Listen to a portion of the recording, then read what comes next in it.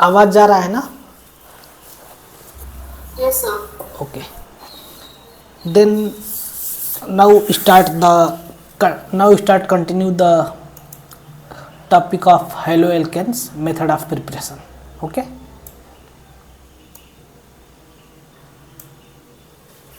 In previous lecture we study the preparation of haloalkane from alkene.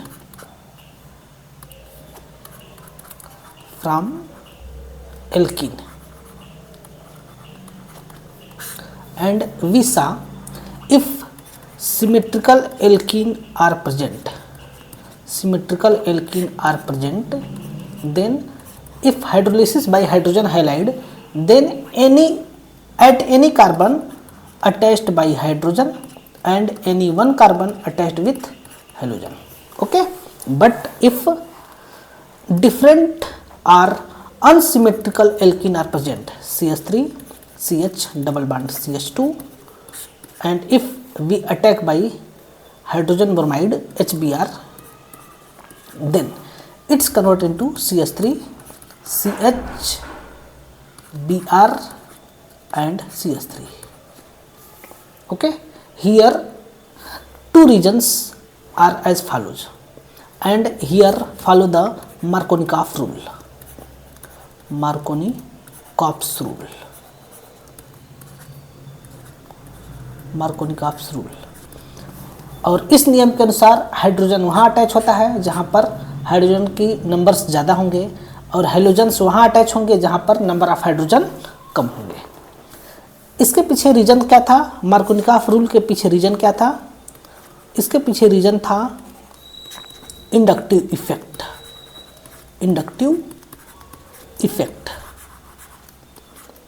किसका inductive effect? Alkyl group का। ये लगाता था प्लस आई इफेक्ट, और जब ये प्लस, यहाँ पर हम देखेंगे ये लगाता है आपका प्लस आई इफेक्ट, और इसके प्लस आई इफेक्ट के चलते ये जो पाई बॉन्डेड इलेक्ट्रॉन है वह इस कार्बन की तरफ शिफ्ट होंगे, और जब इस कार्बन की तरफ शिफ्ट होंगे उस केस में आपका स्क्रीन शो हो रहा है ना? एक बार बताना।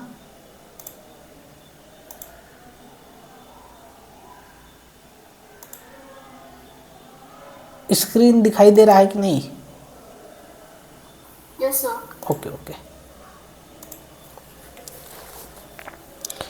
इसके पीछे इंडक्टिव इफेक्ट लगता था, और इंडक्टिव इफेक्ट लगने के कारण इस कार्बन पर आता था partially minus and here partially plus. Then after hydrogen is attached first, यहाँ पर इलेक्ट्रॉन है, इसके चलते हाइड्रोजन फर्स्टली अटैक करता है, और अटैक करने के बाद इसके पास दो ऑप्शन है कि ये या तो 1 डिग्री कार्बोकैटायन बनाए या 2 डिग्री। तब सेकेंड केस में इसका सेकेंड रीजन होता था कि हम लोग चेक करें स्टेबिलिटी ऑफ कार्बोकैटायन। हम लोग देखते थे किसके बारे में? स्टेबिलिटी ऑफ कार्बोकैटायन के बारे में।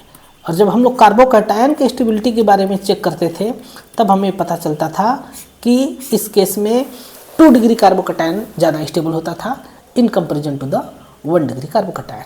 इसका अगर हम एक्सेप्शनल एग्जाम्पल देखें तब हमें पता चल जाएगा कि ऐसा क्यों हो रहा था, है ना? पहले हम अदर सिंपल एग्जाम्पल देख लेते हैं, इसके बाद फिर हम आगे बढ़ते हैं। फॉर एग्जाम्पल, अगर मैं आपसे बात करूं CH डबल बॉन्ड CH2, अब इसके ऊपर मैं लगा रहा हूं क्या? अब मैं यहाँ पर कराना चाहता हूं HCl के साथ रिएक्शन। तो आपके अकॉर्डिंग, मतलब कि आपके अकॉर्डिंग नहीं, मार्कोनिकॉफ के रूल के अकॉर्डिंग यहाँ पर लगेगा हाइड्रोजन और यहाँ लगेगा हेलोजन, है ना? और हम उम्मीद करते हैं कि आप ये समझते होंगे कि यहाँ पर लग जाएगा CH Cl और CH2 और H। आपके अकॉर्डिंग ये प्रोडक्ट बनेगा, है ना? लेकिन ये प्रोडक्ट आपका कंप्लीट रूप से राइट नहीं है, यह प्रोडक्ट गलत है। इसके पीछे कारण क्या है? तो इसके पीछे कारण है कि हम चेक करेंगे यहाँ पर मैकेनिज्म के द्वारा, और हम मैकेनिज्म देखेंगे, और मैकेनिज्म में हम चेक करेंगे सबसे पहले क्या? Stability of carbocation. और स्टेबिलिटी ऑफ कार्बोकैटायन करने के लिए हम रीअरेंजमेंट भी कर सकते हैं। कार्बोकैटायन को स्टेबल बनाने के लिए हम कुछ भी कर सकते हैं, कुछ भी करने का मतलब रीअरेंजमेंट भी कर सकते हैं। तो कैसे हम करेंगे तब देखिए, सबसे पहले ये हमारे पास है CH double bond CH2, okay. तब यहाँ पर HCl में से HCl डिसोसिएट होता है H प्लस और Cl माइनस में, तो H प्लस यहाँ पर अटैक करता है। First of all H plus के ऊपर अटैक होता है इस पाई इलेक्ट्रॉन का, तभी आपका बनता है CH, फिर CH2, यहाँ पर आ जाता है हाइड्रोजन, और इसके बीच में थोड़ी देर के लिए बनता है cyclic transition state. Cyclic transition state बनता है, यहाँ पर आता है प्लस चार्ज। अब ये बनने के बाद हम देखेंगे कि कौन सा कार्बोकैटायन ज़्यादा स्टेबल होता है।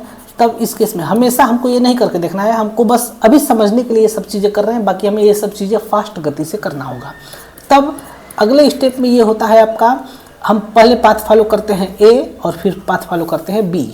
ए वाला पाथ ये बोलता है कि हमारा प्लस चार्ज यहाँ आएगा, और बी वाला पाथ ये बोलता है कि प्लस चार्ज CH2 पर आएगा। तब ए वाले पाथ को फॉलो करता है, तब ये बनता है आपका CH, CH2H, और यहाँ पर आता है प्लस चार्ज। और यदि ये बी वाला पाथ को फॉलो करता है, उस केस में ये आपका बनता है साइक्लोहेक्सेन CH2 प्लस चार्ज। तब यदि अगर हम लोग देखें अच्छे से, तो यह है आपका 2 डिग्री कार्बोकैटायन, ये है 1 डिग्री कार्बोकैटायन। तो ज़्यादा स्टेबल कौन होगा? 2 डिग्री होगा, है ना। ये वाला आपका 2 डिग्री कार्बोकैटायन ज़्यादा स्टेबल होगा। लेकिन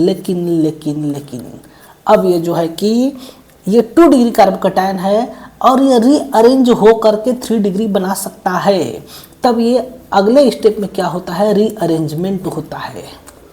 रीअरेंजमेंट, इसको मैं थोड़ा सा और अच्छे से लिखना चाहूँ, हाँ चलो कोई दिक्कत नहीं है।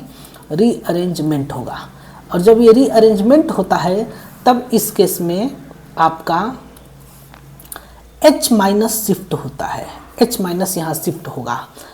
कौन शिफ्ट होगा? H minus, hydride ion shifting होता है, H माइनस शिफ्टिंग होता है। और जब H माइनस शिफ्टिंग होगा, शिफ्ट होगा, तभी आपका क्या बनेगा? ये आपका बनेगा CH2 CH3, यहाँ पर आ जाता है प्लस चार्ज। और जैसे ही प्लस चार्ज आएगा तब आएगा Br माइनस। ये Br माइनस यहाँ पर अटैक करेगा, और जब ये Br माइनस यहाँ पर अटैक करेगा तब ये क्या बन जाएगा? क्या लिए थे हम? क्लोरीन लिए थे ना, तो Cl माइनस आएगा। हमने क्लोरीन लिया था तो कौन आएगा? Cl minus.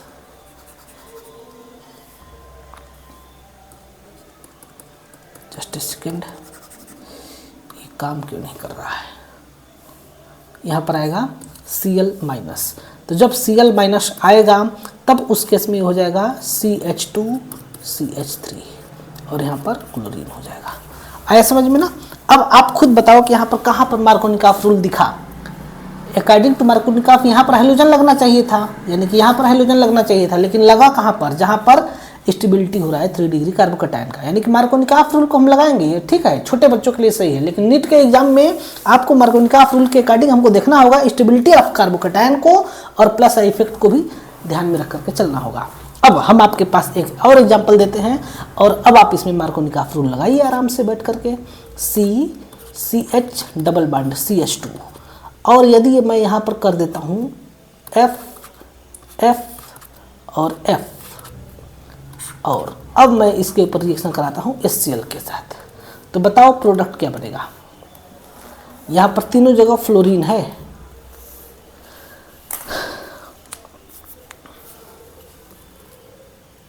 बताइए किस कार्बन पर हाइड्रोजन लगेगा और किस पर हाइड्रोजन लगेगा? ए और बी में से कौन से कार्बन पर हाइड्रोजन लगेगा और कौन से कार्बन पर हाइड्रोजन लगेगा?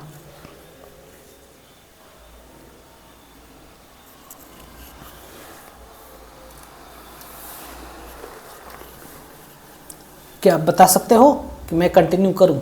ऊपर वाला समझ में आया था कि नहीं? Hello,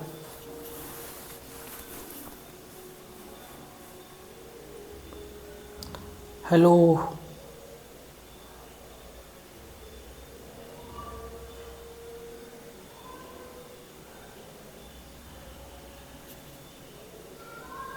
Are you listen or not? Yes, sir. Sorry, sir.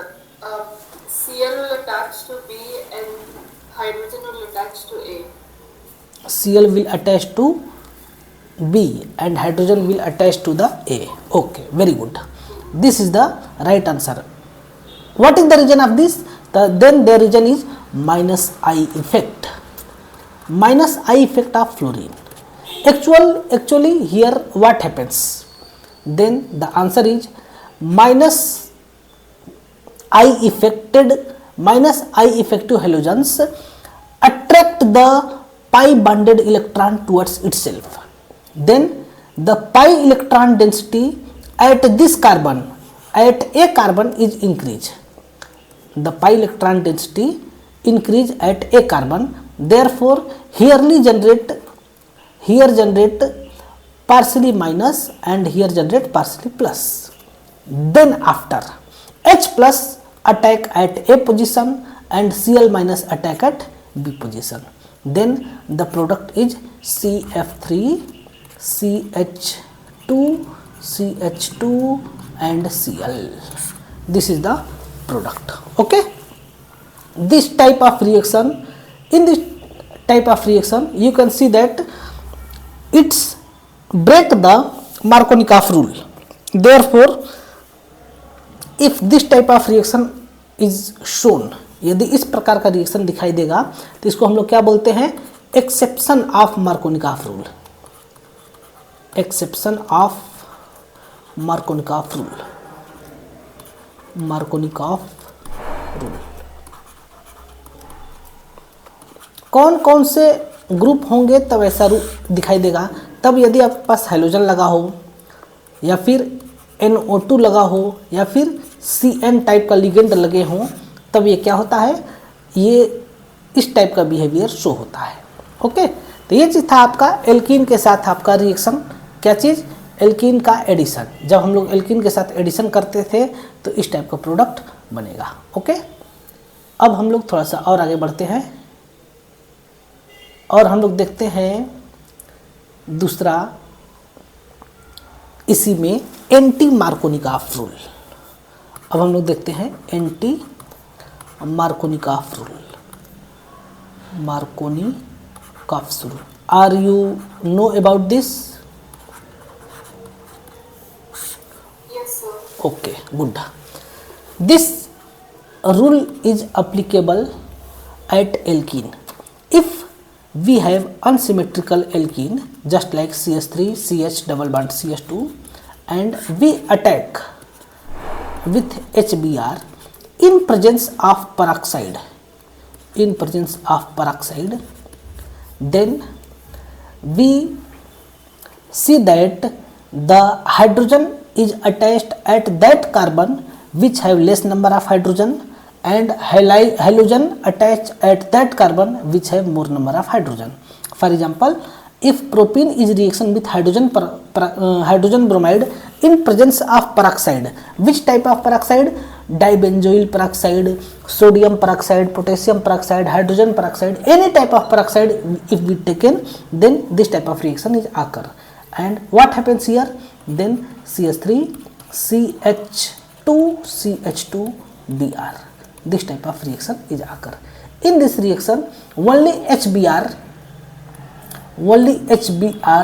take place, not any other. For example, HF, HCl and HI not participate in this. Only and one and only HBr attached at the alkene in presence of peroxide. Okay. For example, other example we can see that CH3, CH double bond CH, C2H5, HBr. No. This type of example not favorable for this, or we can take no any problem C2H5. Now I reaction HBr and at any other peroxide, for example benzoyl peroxide C6H5 COO O फिर OC C6H5.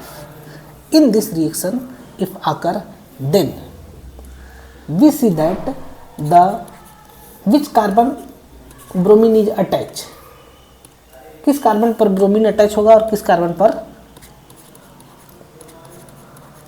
Hydrogen attach होगा, ये चीज़ हमें देखना है।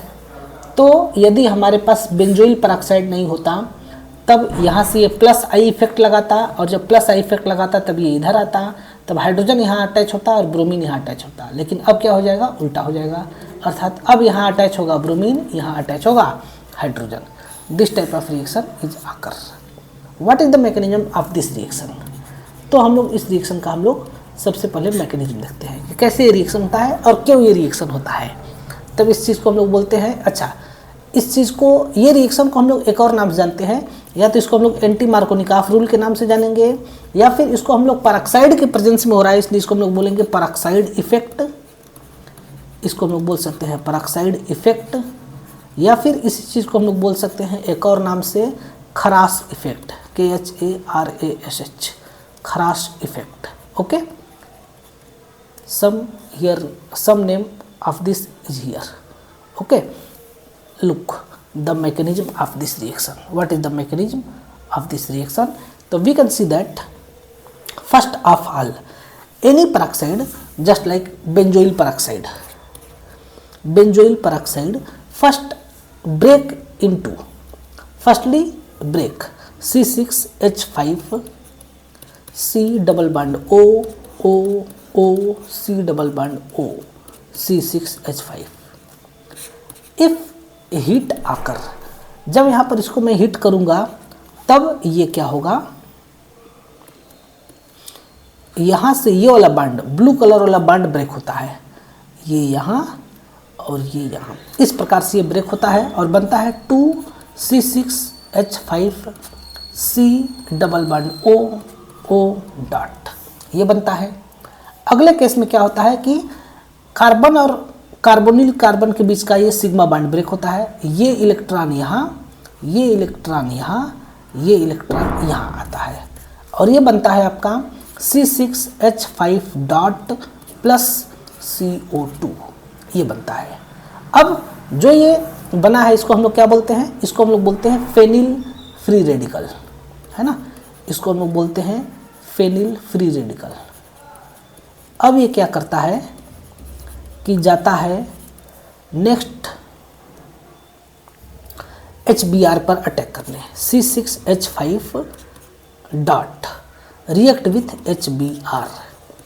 Here what happens here, then here create bromine free radical, ये यहाँ, और ये बन जाता है C6H5 यानी कि बेंजीन, और ये बन जाता है Br फ्री रेडिकल। तब इस केस में ये हमारा क्या हो गया, ये हमारा हो गया रिएक्शन इंटरमीडिएट, रिएक्शन इंटरमीडिएट बना, और ये रिएक्शन इंटरमीडिएट कौन सा है, ब्रोमीन फ्री रेडिकल है। अब ये ब्रोमीन फ्री रेडिकल अटैक करता है किसके ऊपर, एल्कीन के ऊपर, for example CH3 CH double bond CH2, ये है। अब इसके ऊपर अटैक करता है Br डॉट। अब आप खुद समझ जाओगे कि क्यों इसमें एंटी मार्कोनिकॉफ रूल हो रहा है।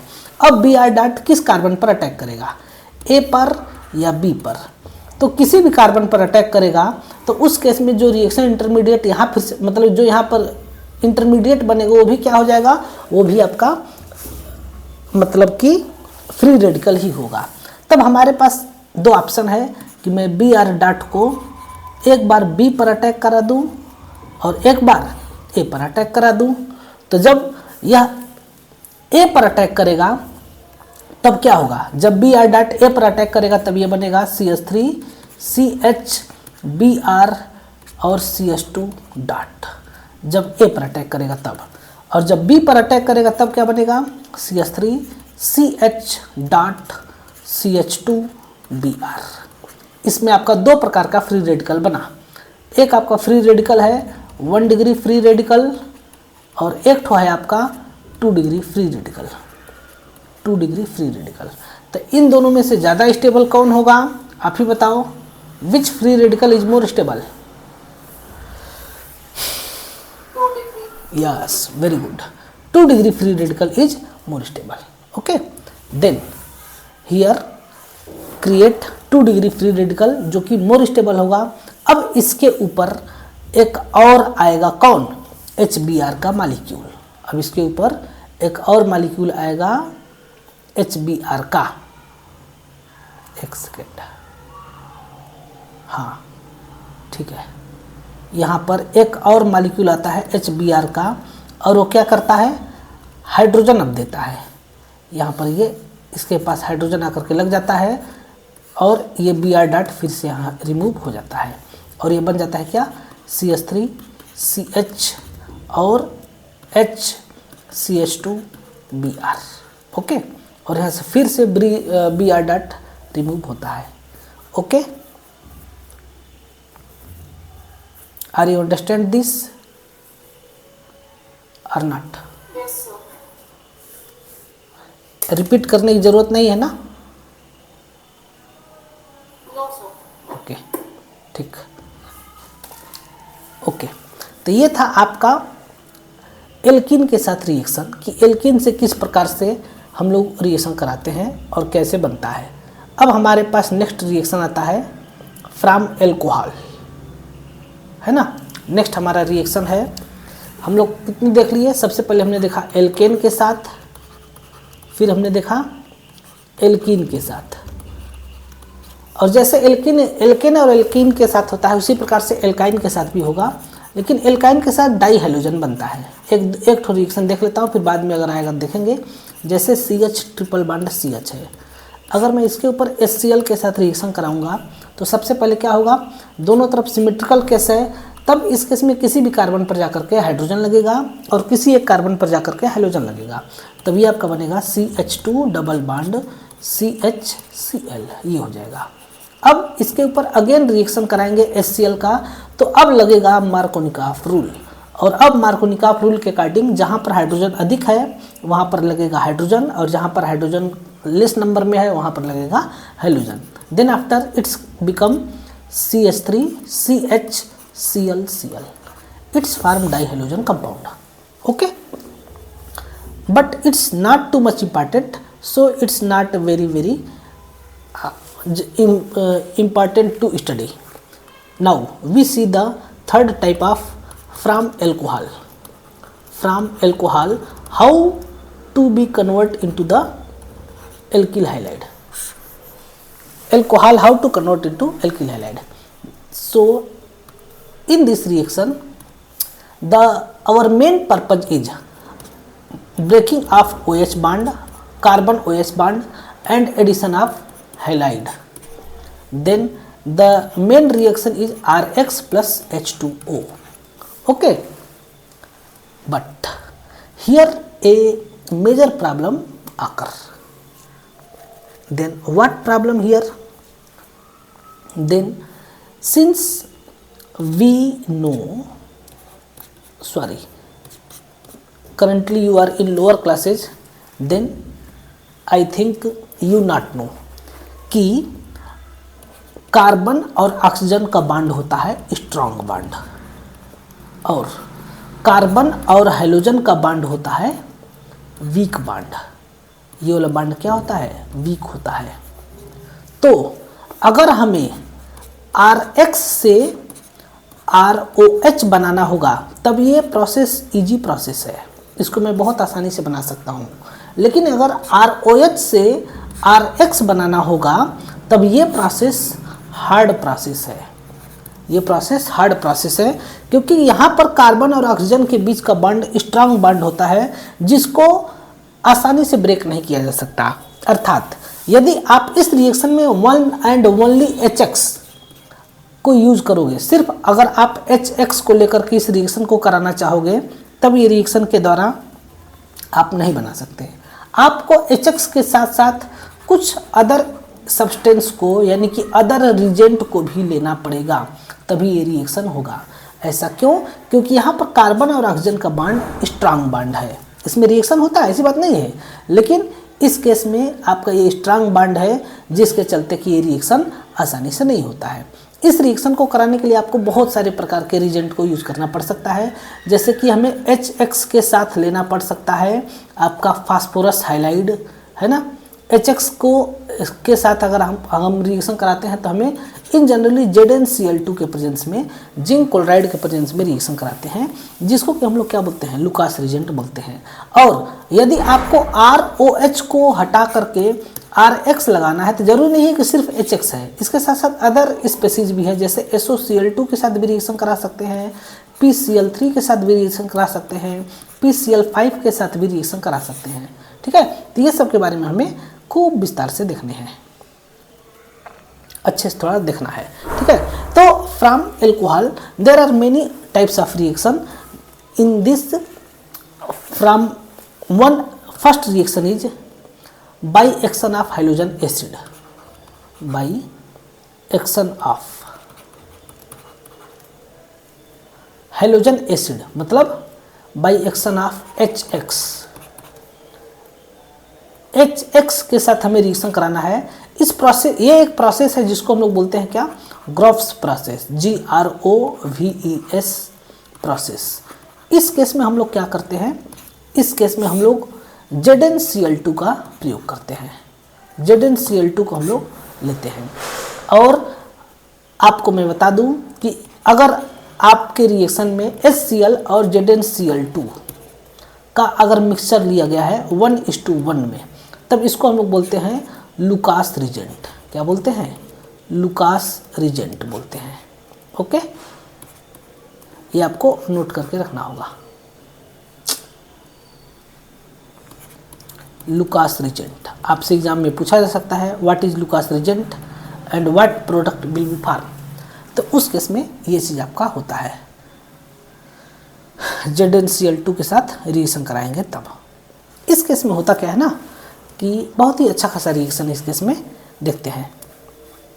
जब हम ROH के ऊपर रिएक्शन कराते हैं HCl के साथ इन प्रेजेंस ऑफ ZnCl2, तब ये कन्वर्ट हो जाता है किसके अंदर, ये आपका कन्वर्ट हो जाता है RCl, और RCl के साथ ये बदल जाता है H2O में, है ना। RCl के साथ साथ ये किस में कन्वर्ट हो जाता है, H2O में कन्वर्ट हो जाता है। तो इसको हम लोग क्या बोलते हैं, इस केस में इसको हम लोग एक चीज़ और बोल सकते हैं, लुकास टेस्ट। इसको हम लोग लुकास टेस्ट भी बोलते हैं। टेस्ट के पीछे कारण क्या है तो अभी हम लोग देखेंगे थोड़ी देर में, इसको हम लोग क्यों टेस्ट बोलते हैं। तो ये चीज़ आपका बनता है एल्कोहल से ये चीज़। तब इस केस में हुआ क्या है, इस केस में एक्चुअल में यहाँ पर ये Cl आकर के अटैच हो गया है और OH और H मिल करके H2O यहाँ से रिमूव हो गया है।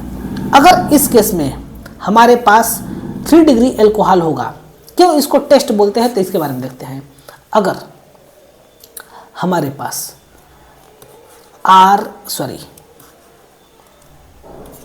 CH3OH है, फिर CH3CH2OH है, और इसके साथ साथ आपका CH3CH3 और OH है, फिर आपका लास्ट CH3 और OH है। ये 3 प्रकार का है। तब इस केस में तीनों में अलग अलग प्रकार से रिएक्शन होता है और तीनों के केस में आपका अलग अलग तरीके से प्रोडक्ट बनता है ना। तो इस केस में देखिए क्या होता है, अगर आप मेथाइल के साथ रिएक्शन कराते हैं, मेथाइल एल्कोहल के साथ रिएक्शन जब आप कराएंगे तो इस केस में आपका बहुत ज़्यादा टाइम लगता है। CH3Cl बनने में हमको रिएक्शन क्या में रिजेंट क्या लेना है, ZnCl2 और RHCl, इसके साथ रिएक्शन कराना है। तब इस केस में यह बनता है CH3Cl, और इस केस में आपका बहुत ज़्यादा टाइम लगता है। और एक सेकेंड रुको, ये आपका 0 डिग्री है, ये आपका 1 डिग्री, ये 2 डिग्री और ये 3 डिग्री है। और जब हम इसके ऊपर रिएक्शन कराते हैं तब ये भी बनता है CH3 CH2 और Cl। जब इसके ऊपर 2 डिग्री एल्कोहल के ऊपर जब रिएक्शन होता है तब ये बनता है 2 डिग्री एल्किल हाइलाइड CHCl, और इस प्रकार से CH3 CH3। और इसी प्रकार से जब 3 डिग्री एल्कोहल के ऊपर रिएक्शन होगा तब ये बनेगा आपका 3 degree alkyl halide CH3 CH3 CH3 और Cl बनता है ना। इस केस में अगर हम आपसे ऑर्डर ऑफ रिएक्टिविटी पूछें कि what is the order of reactivity, order of reactivity, alcohol का ऑर्डर ऑफ रिएक्टिविटी के बारे में पूछा जाए, तब इस केस में सबसे पहले होता क्या है कि ये कन्वर्ट होता है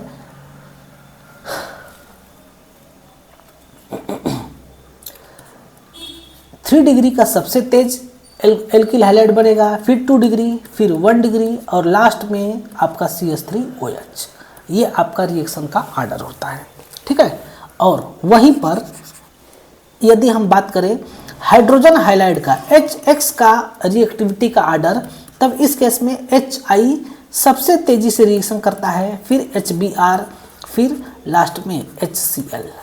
इसके रिएक्टिविटी का ऑर्डर ये होता है। इसके रिएक्टिविटी का ऑर्डर तो बहुत ईजी है, जिसका बॉन्ड जितना ज़्यादा बड़ा होगा वह उतना ही तेज़ी से डिसोसिएट होगा, और जब जो जितना ज़्यादा तेज़ी से डिसोसिएट होगा उसकी रिएक्टिविटी उतनी ही ज़्यादा होगी, है ना। इन चारों में से रिएक्टिविटी ज़्यादा HI का होता है। इसमें बताने की कोई ज़रूरत नहीं है कि ऐसा क्यों होता है, क्योंकि आप लोग जानते हो, क्योंकि आप जानते हो। बाकी जो अदर केसेज है इसके पीछे रीजन क्या है, ऊपर जो था ना ऑर्डर ऑफ रिएक्टिविटी, इसके पीछे रीजन क्या है? इसके पीछे रीजन है कि इस केस में एल्कोहल कन्वर्ट होता है कार्बोकैटायन में। एल्कोहल किस में कन्वर्ट होता है? कार्बोकैटायन में। और जब ये कार्बोकैटायन में कन्वर्ट होगा तब हम लोग क्या चेक करेंगे? Stability of carbocation. हम लोग चेक करेंगे स्टेबिलिटी ऑफ कार्बोकैटायन। तब हमें पता है जब 3 डिग्री एल्कोहल होगा तो किस में कन्वर्ट होगा? 3 डिग्री कार्बोकैटायन में। 2 डिग्री एल्कोहल होगा तो किस में? 2 डिग्री एल्कोहल होगा तो किस में कन्वर्ट होगा? 2 डिग्री कार्बोकैटायन में। 1 डिग्री एल्कोहल होगा तो किस में कन्वर्ट होगा? 1 डिग्री कार्बोकैटायन में। इसलिए अब हम यहाँ पर स्टेबिलिटी चेक कर रहे हैं, इसीलिए जो ज़्यादा स्टेबल होगा, जिसका इंटरमीडिएट ज़्यादा स्टेबल होगा वो फास्ट प्रोडक्ट बनाएगा, है कि नहीं? तो इस प्रकार से ये चीज़ आपका बनता है। आया समझ में? अब इसका हम लोग मैकेनिज्म देखते हैं। समझ में आया कि नहीं ये बताओ? Yes sir. ओके, अब हम लोग इसका मैकेनिज्म देखते हैं कि कैसे इसका मैकेनिज्म होता है। तो हमें पता है कि यहाँ पर आपका मैकेनिज्म ROH के ऊपर हमें HX का रिएक्शन कराना है, तो ये डायरेक्ट नहीं होगा, ZnCl2 के प्रेजेंस में होगा। तो जब ZnCl2 के प्रेजेंस में होगा तब हम लोग बना रहे हैं RX और H2O को बाहर निकाल रहे हैं, तो ये डायरेक्ट तो नहीं हुआ होगा। हमारे पास एक नोट है, उसमें डायरेक्ट दिया गया है कि ये मैकेनिज्म डायरेक्ट हो जाता है, लेकिन ये डायरेक्ट रिएक्शन नहीं होता है भाई। ये रिएक्शन जो है कि बहुत ही स्पेशल ढंग से होता है। कैसे होता है इसके बारे में देखते हैं।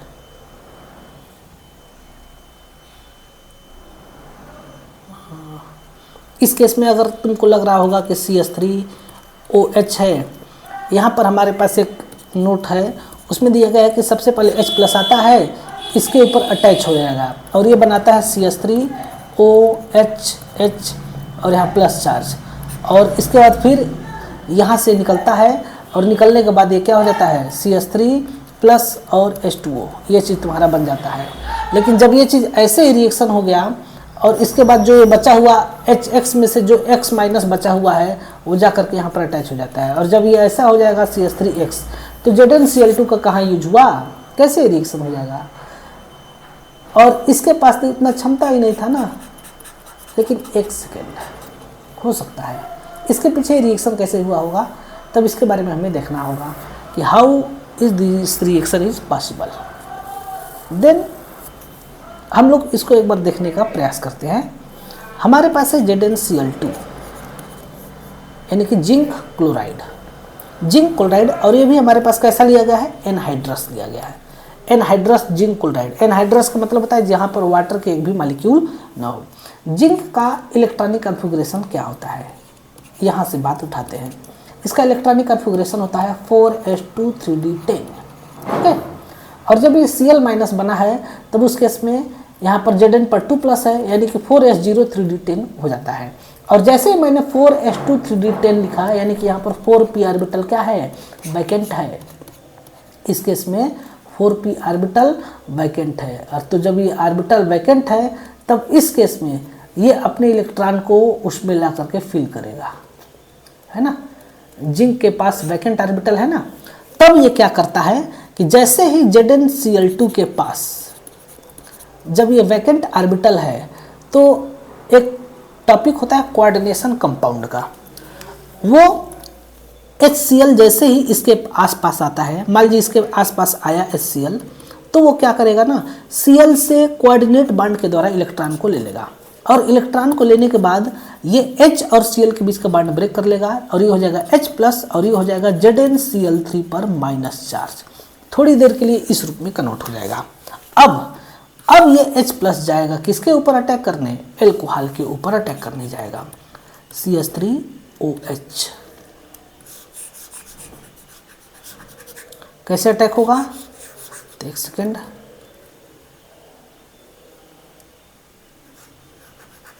CH3OH यहाँ पर मैं लिखता हूँ CH3OH है। अब इसके ऊपर अटैक होगा किसका, H प्लस का।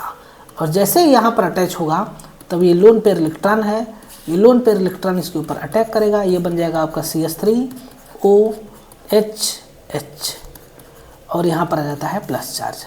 अब अगले स्टेप में क्या होता है कि यहाँ से अब ये बॉन्ड को ब्रेक करना आसान हो जाएगा। जब OH था तब इसको नहीं ब्रेक कर सकते थे, लेकिन जब इसको हम H2O बना देंगे तब ये बॉन्ड ब्रेक हो जाएगा। और ये ब्रेक हो जाएगा तो यहाँ से रिमूव होगा क्या चीज़, वाटर मॉलिक्यूल, और ये बन जाएगा CH3 प्लस हो जाएगा। अब जैसे CH3 प्लस हो गया तब जो यहाँ पर ZnCl3 माइनस था, ये जो ZnCl3 माइनस था वो आएगा ZnCl3 पर माइनस चार्ज। और अब ये क्या करेगा, यहाँ से Cl माइनस को इसको ट्रांसफर करेगा, Cl माइनस इसके ऊपर ट्रांसफर होगा। और जब Cl माइनस ट्रांसफर हो जाएगा तब ये अगेन न्यूट्रल बन जाएगा और ये हो जाएगा आपका CH3Cl हो जाएगा। ओके, इस टाइप का रिएक्शन यहाँ पर होता है। अब इस टाइप के रिएक्शन में क्या होगा कि ये 1 डिग्री एल्कोहल था तो ये किस में कन्वर्ट हो गया, 1 डिग्री एल्किल हैलाइड में, 1 डिग्री एल्किल हैलाइड में। अब उसी प्रकार से जब 2 डिग्री एल्कोहल होगा, 1 डिग्री एल्कोहल नहीं था, 0 डिग्री एल्कोहल था ना, ये तो 0 डिग्री है। 1 डिग्री होगा तो 1 डिग्री एल्किल हैलाइड में कन्वर्ट होगा, 2 डिग्री होगा तो 2 डिग्री एल्किल हैलाइड में कन्वर्ट होगा।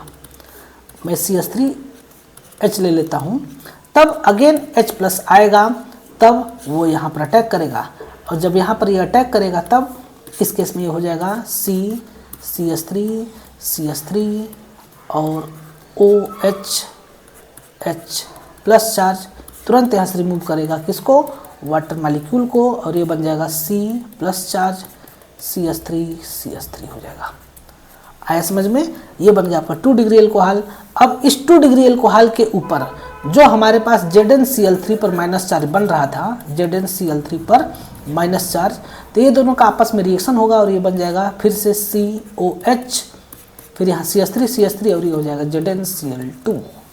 ओके, तो इस प्रकार से रिएक्शन होता है 2 डिग्री और 3 डिग्री के बीच में। जब 2 डिग्री एल्कोहल हो, 3 डिग्री एल्कोहल हो, तो इस टाइप से रिएक्शंस होते हैं। आया समझ में। नेक्स्ट रिएक्शन अगर हम लोग देखें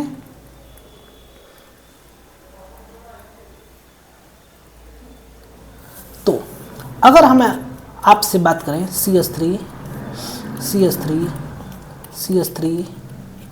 CH2OH के ऊपर HCl का रिएक्शन कराना है ZnCl2 के प्रेजेंस में, तो अब आप बताइए क्या प्रोडक्ट बनेगा।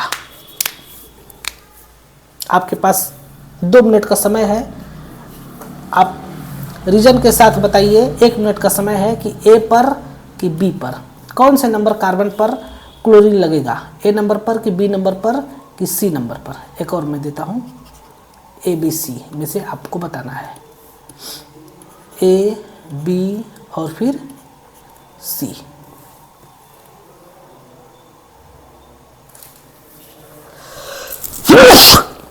में से किस कार्बन पर आकर के क्लोरीन लगेगा। बताइए जरा। Element B. हाँ, बी नंबर कार्बन पर लगेगा, सी नंबर तो सेम है। इस केस में क्या होता है, इस केस में आपका ये दोनों मिल करके बना लेंगे ZnCl3 पर माइनस चार्ज, बचेगा क्या H+। अब ये H+ सबसे पहले यहाँ पर रिएक्शन करेगा, इस लोन पेयर, ये लोन पेयर अटैक करेगा और ये बन जाएगा क्या CH3 CH3 CH3 और CH2OHH प्लस चार्ज। तब यहाँ से रिमूव होगा क्या वाटर मॉलिक्यूल, और जैसे वाटर मॉलिक्यूल रिमूव होगा तो अब इस केस में मिथाइल मिथाइल मिथाइल और CH2 प्लस चार्ज। अब CH3 माइनस यहाँ पर टाटामराइज होगा। अब यहाँ पर एक स्टेप होता है टाटामराइजेशन, TAUTO, टाटोमराइजेशन, टाटोमराइजेशन, टाटोमराइजेशन होगा, जिसको हम लोग दूसरी भाषा में क्या बोलते हैं, रीअरेंजमेंट बोलते हैं। ओके, तो यहाँ पर होगा आपका रीअरेंजमेंट, और इस रीअरेंजमेंट के दौरान ये क्या बनेगा, ये बन जाएगा CH3 CH3 CH2 CH3 और यहाँ पर आ जाएगा प्लस चार्ज। अब ये प्लस चार्ज के ऊपर आएगा ZnCl3 माइनस, और ये अपना Cl माइनस इसको ट्रांसफ़र करेगा। जब Cl माइनस ट्रांसफ़र होगा तो CCl हो जाएगा। ओके, और यहाँ से रिमूव होगा क्या ZnCl2। Are you understand this और not? Yes, sir. Good. I think you are genius student. Am I right or not? Please reply. Thank you, sir. Yes, yes. No, आप समझने में तेज हो, बहुत तेज कैच करते हो। या फिर मैं यहाँ पर जिन बच्चों को महाराष्ट्र स्टेट जानते हो ना, इंडिया में महाराष्ट्र स्टेट कि नहीं,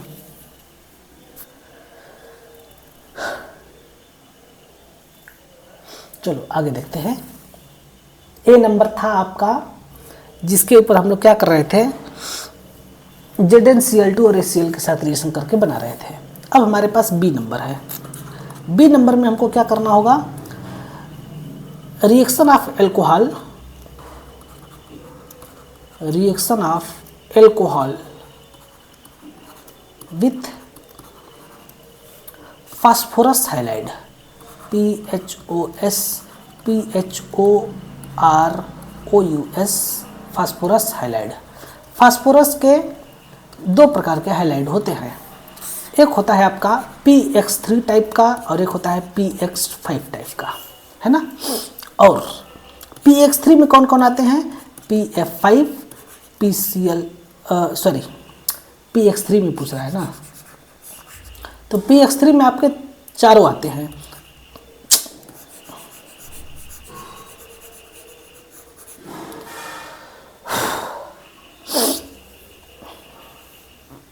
चारों कौन कौन से हो सकते हैं, PF3 PCl3 PBr3 और इसी प्रकार से PI3, ये चारों आते हैं। लेकिन PX5 में सिर्फ दो प्रकार के आते हैं, एक होता है PF5 और PCl5, ये दोनों आते हैं।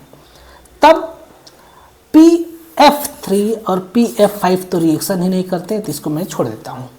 रिएक्शन बस नीचे के तीनों करते हैं। तो जब हम एल्कोहल के ऊपर, ध्यान से देखना, अगर हम एल्कोहल के ऊपर PCl5 के साथ रिएक्शन कराएंगे, तब उस केस में 1 मॉलिक्यूल लगता है एल्कोहल का और 1 मॉलिक्यूल लगता है PCl5 का, और ये आपका प्रोडक्ट बनता है RCl plus POCl3 plus HCl, ये आपका प्रोडक्ट बनता है। लेकिन अगर जब मैं PCl3 के साथ या PBr3 के साथ या PI3 के साथ रिएक्शन कराता हूँ, है ना, PX3, X3 का मतलब, X का मतलब क्या हो जाएगा यहाँ पर, Cl, Br और I के साथ जब रिएक्शन होता है तब उस केस में एल्कोहल के 3 मॉलिक्यूल का यूज हो जाता है। ठीक है, एल्कोहल का 3 मॉलिक्यूल का यूज होगा और इस केस में ये बनता है RCl और ये बन जाता है POH का होल थ्राइस, या फिर इसी को हम लोग बोल सकते हैं H3PO3। ये आपका बनता है। समझ में आया? सिंपली हमने बस ये अभी बस ट्रेलर था इसका। अब हम आगे विस्तार में देखते हैं कि ये रिएक्शन कैसे होता है।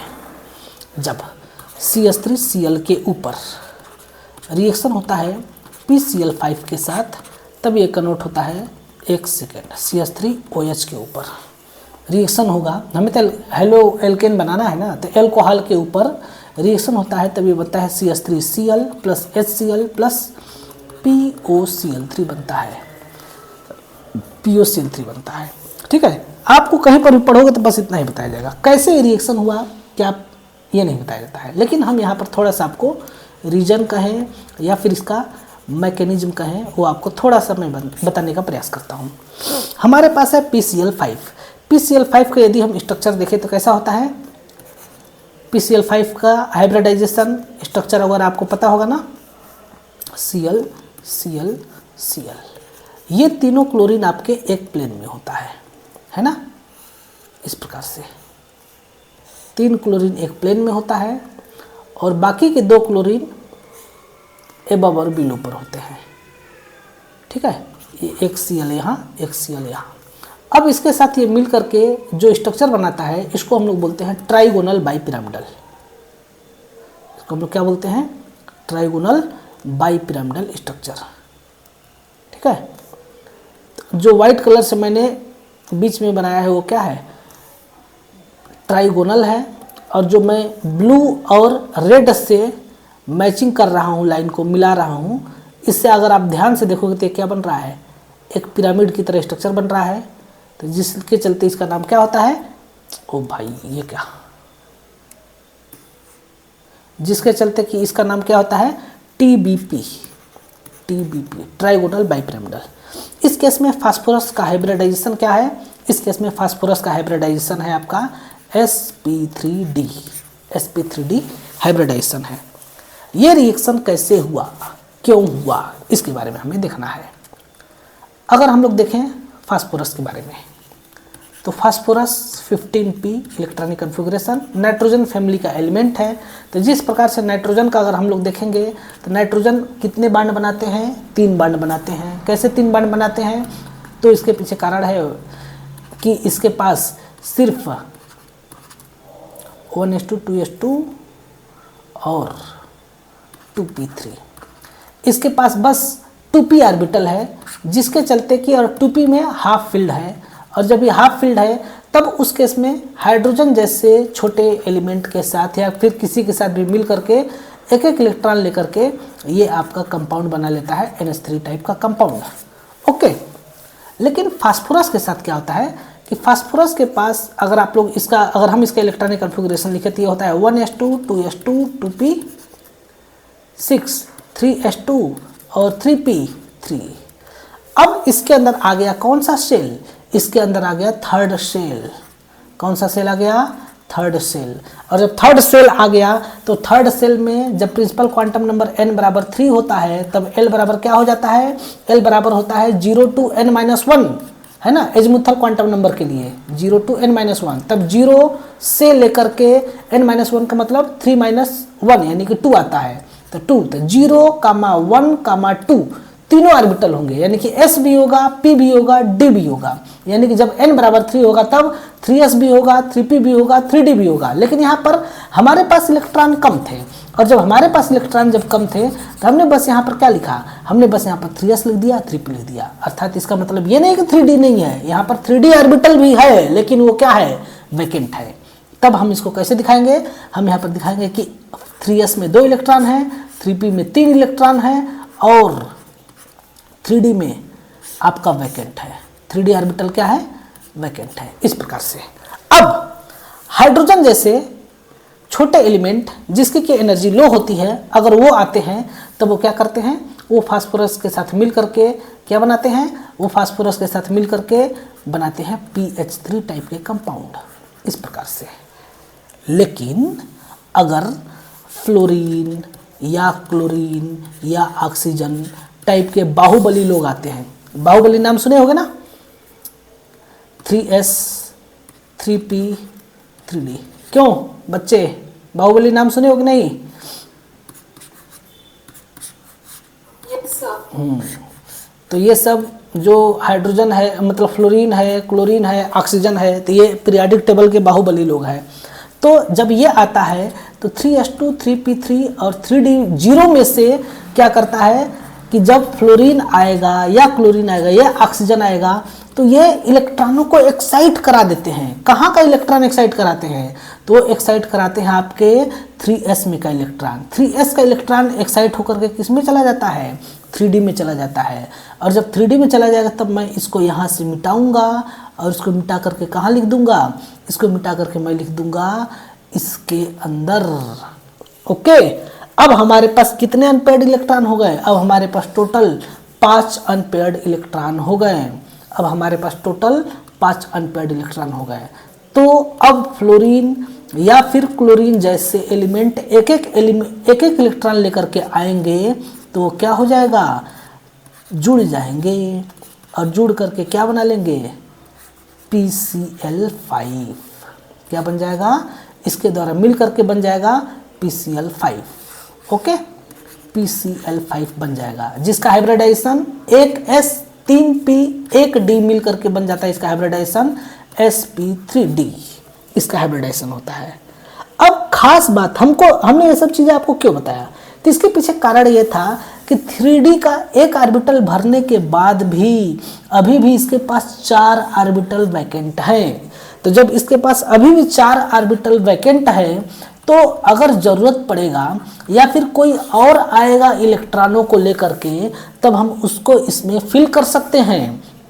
तो जब उसको इसमें फिल कर सकते हैं तो इसी कंसेप्ट को अप्लाई करके हमने एल्कोहल के ऊपर रिएक्शन कराया PCl5 का। तो हमारे पास जो हमने प्रोडक्ट बनाया था RCl और इसके बाद फिर POCl3 और इसके बाद फिर HCl, वो बनता है। इसके पीछे कारण क्या था? इसके पीछे कारण ये है कि अभी भी यहाँ पर अगर ध्यान से देखोगे तो ये ऑर्बिटल क्या है?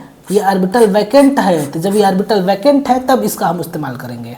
कैसे इस्तेमाल करेंगे? तो देखिए, हमारे पास है ROH, है ना, ऑक्सीजन पर है लोन पेयर इलेक्ट्रॉन। अब हम लिखते हैं PCl5, PCl Cl Cl Cl Cl। अब अभी भी हमारे पास वैकेंट ऑर्बिटल इसके पास है। किसके पास? फास्फोरस के पास। फास्फोरस के पास अभी भी वैकेंट d ऑर्बिटल मौजूद है। अभी हमने ऊपर देखा ना, तो उसी वैकेंट d ऑर्बिटल में ये अपना इलेक्ट्रॉन देगा। कौन देगा? ऑक्सीजन का लोन पेयर इसमें इलेक्ट्रॉन देगा। और जैसे ही इलेक्ट्रॉन देगा, अच्छा इसके पीछे क्यों इलेक्ट्रॉन देगा भाई? इसके पास न्यूट्रल फॉर्म में इलेक्ट्रॉन क्यों देगा? तो इसके पीछे जो ये बनने वाला प्रोडक्ट है ना, POCl3, P double bond O, Cl Cl और Cl, ये जो P डबल बॉन्ड O वाला बॉन्ड है, इससे दिखाता हूँ, इससे, ये जो P डबल बॉन्ड O वाला बॉन्ड है, यह very very very very strong bond होता है। तो उस स्ट्रांग बॉन्ड बनने की जो टेंडेंसी है वह इस रिएक्शन को आगे फॉरवर्ड प्रोसीड करता है, जिसके चलते कि ये रिएक्शन होता है। तब ये लोन पेयर इलेक्ट्रॉन इस फास्फोरस में दिया जाएगा। तो जब वो इलेक्ट्रॉन दिया जाएगा तभी क्या हो जाएगा? RO, हाइड्रोजन को नीचे कर देंगे, P और यहाँ पर हो जाएगा फास्फोरस हो गया, एक Cl, third Cl, fourth Cl और यहाँ पर फिफ्थ Cl हो जाएगा। ये इस प्रकार से, हालांकि ज्योमेट्री अभी हमने इग्नोर कर दिया है, बस हमने अटैच किया है। अब इस केस में ऑक्सीजन पर आ गया प्लस और फास्फोरस पर आ जाएगा माइनस। इलेक्ट्रॉन मिला है तो माइनस तो होगा ही, है ना। अब इस केस में जैसे ये चीज़ हुआ तब इस केस में ये प्लस और माइनस है तो अनस्टेबल होगा। तो जब प्लस और माइनस मिलकर अनस्टेबल होता है तब उस केस में कुछ स्टेबल चीज़ बनना चाहेगा। तो क्या चीज़ स्टेबल चीज़ बनेगा? तब आपको दिख गया होगा कि क्या बनेगा। यहाँ से निकलेगा H प्लस और यहाँ से निकलेगा Cl माइनस, दोनों मिलकर के क्या बनेंगे HCl, और जब ये HCl बन जाएंगे तब ये क्या हो जाएगा ROP, अगेन Cl। अब कितने क्लोरीन बचे हैं, 4 क्लोरीन और बचे हैं Cl, और ये हो जाएगा Cl। इस प्रकार से चीज़ें हो जाएगा। अभी भी खेल खत्म नहीं हुआ है, अभी मूवी बाकी है। अब इस केस में ये लोन पेयर इलेक्ट्रॉन अगेन इस फास्फोरस के वैकेंट डी ऑर्बिटल के पास जाएगा। अब फिर से देखिए फास्फोरस के 5 बॉन्ड है, यानी कि 4 ठो अभी भी वैकेंट डी ऑर्बिटल हैं।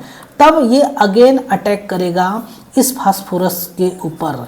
क्यों अटैक करेगा, क्योंकि इसके ऊपर फिर से अगेन वैकेंट डी ऑर्बिटल है, वैकेंट डी ऑर्बिटल इस पर अभी भी प्रेजेंट है। तो जब इसके ऊपर अटैक करेगा तब ये क्या हो जाएगा RO डबल बॉन्ड P, फिर से Cl और Cl Cl Cl, इस प्रकार से हो जाएगा। और जैसे यहाँ पर अब ये बनेगा तब फिर से अगेन अगर आप देखोगे तो फास्फोरस के टोटल 6 बॉन्ड हो गए, ऑक्सीजन के टोटल 3 बॉन्ड हो गए, यानी कि ऑक्सीजन के ऊपर आ गया प्लस चार्ज, ऑक्सीजन के ऊपर प्लस चार्ज स्टेबल नहीं होता है, वेरी वेरी अनस्टेबल होता है। तब इस केस में अब और यहाँ पर आ गया माइनस चार्ज। अब ये क्या करेगा फास्फोरस, तो फास्फोरस अब दूसरा गेम खेलेगा। कौन सा गेम खेलेगा, तो अब हाइड्रोजन तो है नहीं भगाने के लिए, तब किसको भगाएगा, अब भगाएगा हटाएगा कार्बन को। और कैसे हटाएगा, कार्बन को एज ए कार्बोकैटायन हटाएगा R पर प्लस चार्ज के रूप में, और बगल में से यहाँ से निकालेगा किसको, हाइड्रोजन को। और हाइड्रोजन को कैसे निकालेगा, X माइनस के रूप में। तब ये R प्लस और ये X माइनस, R प्लस और X माइनस मिल करके बना लेंगे RX, और ये बन जाएगा आपका P। अब यहाँ पर देखो डबल बॉन्ड O हो गया, जैसे ही O प्लस को कार्बन का इलेक्ट्रॉन मिला तो क्या हो जाएगा, न्यूट्रल हो जाएगा O, और यहाँ पर हो जाएगा Cl Cl Cl हो जाएगा। आया समझ में, इस प्रकार से चीज़ें बन जाएगी। ये आपका हो गया एल्किल हाइलाइड, और ये हो जाएगा आपका POCl3 POCl3। इस केस में फास्फोरस का हाइब्रिडाइजेशन चेंज हो जाएगा। पहले था फास्फोरस का हाइब्रिडाइजेशन sp3d, लेकिन अब इसका हाइब्रिडाइजेशन हो जाएगा sp3। पहले था फास्फोरस का बॉन्ड एंगल, मतलब कि बॉन्ड क्या उसको बोलते हैं, ज्योमेट्री। पहले इसकी ज्योमेट्री था ट्राइगोनल बाइपिरामिडल, लेकिन अब इसकी ज्योमेट्री हो जाएगा टेट्राहेड्रल। है समझ में, और हमारा प्रोडक्ट ये बन जाएगा एल्किल हाइलाइड। ओके, इस प्रकार से ये रिएक्शन होता है। अब कल हम लोग देखेंगे नेक्स्ट रिएक्शन का मैकेनिज्म, यानी कि जो हम लोग रिएक्शन देख रहे थे 3ROH फिर PCl3 के ऊपर, और इसके द्वारा बन रहा था 3RCl प्लस POH का होल थ्राइस। कल हम लोग इसका मैकेनिज्म कंटिन्यू करेंगे, है ना, कि ये रिएक्शन कैसे हुआ, इसके बारे में हम लोग देखेंगे। आया समझ में बच्चे कि नहीं, बोलो।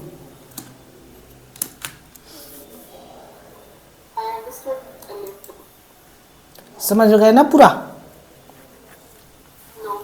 नहीं समझे, ओके चलो आप एक बार इस चीज़ को, मैं इसका स्क्रीनशॉट भेजूंगा, एक बार अपने ट्राई करना। मैं इसको फिर से कंटिन्यू करता हूँ कल, ठीक है। हाँ, ये थोड़ा सा टफ तो है, लेकिन उतना टफ भी नहीं है। इसको मैं कल फिर से कंटिन्यू करूँगा, लेकिन अभी मैं फ़िलहाल में स्क्रीनशॉट भेज देता हूँ, आप इसको ट्राई करना। मैं फिर से इसका मैकेनिज्म कल कंटिन्यू करूँगा, एक बार याद दिला देना अगर मैं भूलूँ तो, ठीक है। ओके, तो डिस्कनेक्ट करें।